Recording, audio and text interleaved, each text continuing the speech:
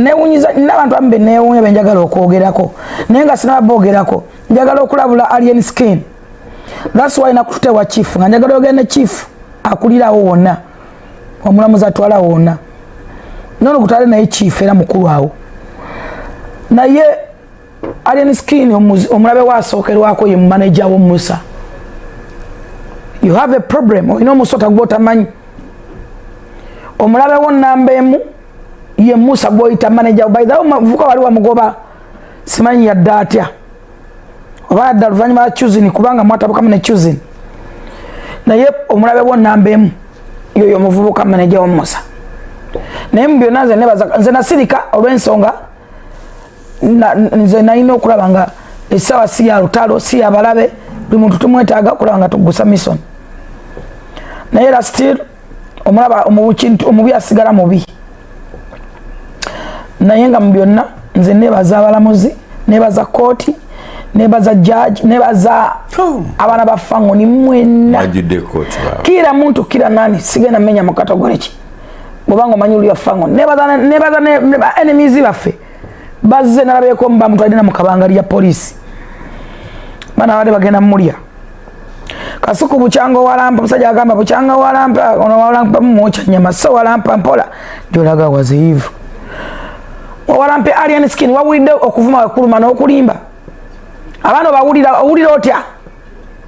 bakutadde ku ntandalo owulira otya ng'ovumye bujingo otegedde nti okuvuma kubi oba okwogera bubi kubi oba okuwayiriza wavaayo n'ogamba omusajja nanyini mmotoka agibanja aginonye nanyini mmotoka aguza Alien mmotoka yavudde n'agamba nze sibanja Alien waddembe mmotoka yo gitematema nga bwajagala kubanga mmotoka zonna zigula kunze bachifu mede mmotoka bazigula kunze from day one paka kati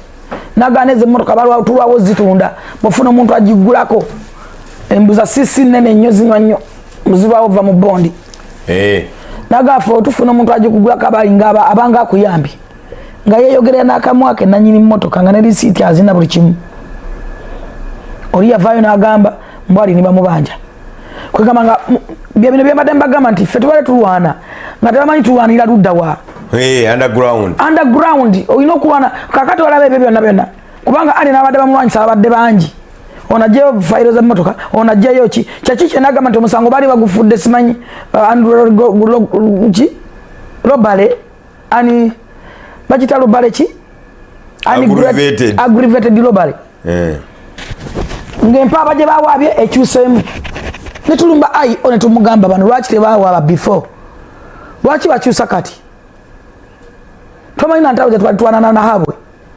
dakiika bbiri mulese ba upcoming lawyers abaagala amawulire olese lawyer atalina na license. Can you imagine Musa olese lawyer atalina na license atule mu musango gwa munno mwamulaba bwe yanyiza judge bwe yanyiza omulamuzi nga mubuuza nonsense omulamuzi namugamba naluli kyova tebatuwa bail ebipapula byamwe byate tebijjudde olese upcoming lawyer abuuza omulamuzi ebintu ebitagatta tetuganyi balawyer bajje bali bangi lunaku basoma era bagenda fuluma nga amaze okuguka naye gogagenda okuwolereza naye ani gogenda okuweza na musango ki kati bo bawulira kamera kubanga jjuka balawyer tebakkiriza kukola ki kasala bandi kiri ku record tewali kamera zaali zibadde mu kooti nga jjo tekibangawo era nebaza omulamuzi oyo omulamuzi ate mmwe mulina byemubuusa amaaso omulamuzi tatisibwatisibwa na kamera tatisibwatisibwa na nduulu ne mubeera emiliyoni 10 wabweru asoma kiri wano kyasalirako era kyasalawo kati mwe mwali mwogerako bena mwali mulowooza nga temumanyi ntalo zetulwana wansi okulumba abasawo b'ensabya ba doctors okwogera nabo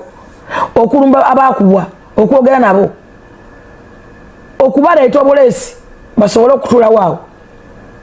okuzaawo obumu era nebaza Ajamis Kigundu ne Seka Yasin ngenda kwebaza Minisita Kasone Bebekulu ne Minisita Kisemakula Amis Kigundu yatukwatira sente ezisuka ne million ya 10 gwe nalabirwa kimugerako anti katika nkubuulire even yesterday Alien Skin yatagenda kujja mu kooti singa sage olaba lule nagenda mu kooti mu nkuba kuba yali nyingi fayiro baita IO yali yagana okutwala yali yagana okusaako additional statement era batuuka mu koti kubanga oyo mwana aleeta ba upcoming lawyers awo ne batusaba empapula bwe batubogolera noyo ali yagamba ndi muganda wa mukazi naye ali yenneeyisaayo ozonsaba empapula ondeekaanira tomanyi kyenteekamu kyenkana ki tomanyi energy gyentaddemu even my money tomanyi but ondeekaanira you're just shouting bring my papers wali waki ovuddeyo okweyimirira ffe twalina abantu abayimira alien skin babukenya media bonna balina empapula zaabwe nendanga muntu zaaliwo twalina abantu nga 3 netugamba akatukozesa neyeyita mulamu we mu byonna bwolaba ng'omusango bwe gutyo nga tolina license toli lawyer nga bwolaba advocate nga bwolaba era nebaza nnyo Nahabwe Precious Erigoni Company advocate ne Lutalo ate Nahabwe talina musango yayimiriddemu ne gumulema noonyereza background ze soko noonyereza omuntu olaba nga balawyer betulina ewa Haji obamanyi akansoka bego omumanyi bulungi Makdusman anyinza kutamanya Makdusman kabega tetuna sente so kumusasula ne Nahabwe samusasudde sina sente musasula in fact Nahabwe yakadde mwezi ze Muhammadin Sereko tuina lawyer go bayita atoyo iye nina abantu bensasira bentunulya nensasira naye gwolese balawyer abato si mu bubi tubagala tebalina license oyagala bakola amawulire osibire mu neruzira ekigendererwa kyo Musa kiki nafuna ebbaluwa yokusinga n'emmotoka y'eruzira egenze kyokka nga babadde babitujjemba befulambu bakola bwe bansaba ssente olaba Nahabwe namwegaya teyansaba ssente ate Nahabwe yatuuka n'okukwata muzize n'abateekamu in fact Nahabwe asipendizemu nga $2 million kubanga lwo tutuuka wada tugenda ruzira alenski tune byokumugamba okwogera ne Julius tulina okuva tugende ku mapolisi wansi tulina okuva tuwanne mu sibya kusimu bya paperwork kalate n'abaana netufuna obuzibu tinebe twayogera n'omwana yasooka yefuula omwana yansabe transport ne mugamba yagala sente mmeka nze siriwo nze ngenze Masaka mpisize Masaka ate mpiseemu nendowooza ndi mitwalo 10 gimujje Masaka paka wa nawe lawyer omwana twalo 10 omwana agamba nti yali mistaken alien yali alowooza nti alien yamukuba gwe njogerako ate lugira ntate njagala $8 kwegamba babataddemu obwongo obulala babataddemu kikuba balabe Musa kimukusumbu akiri eki sekasini $10 za soko kuwa nozirya no ate no tulima mutozina nyenda kwogane sekasini nateka bakwa sekasini nga Jennifer Bireke tukole ebirala naye tosobola kukwata muno noyagala abeere mukomera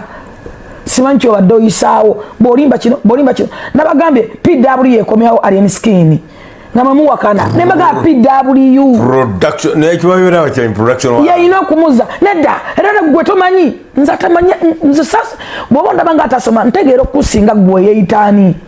nemugamba totegedde oba mulamuzi kyayogedde soma pepa genda okebere fire wakinyinya bulungi nnyo kugwa Haji ate tumusibira mu kooti eri entono ate bamuzadde bye ndi production warrant mugenda ne mugisaba muntu yena musabayo mu kooti tuwumulamu katono kwegamba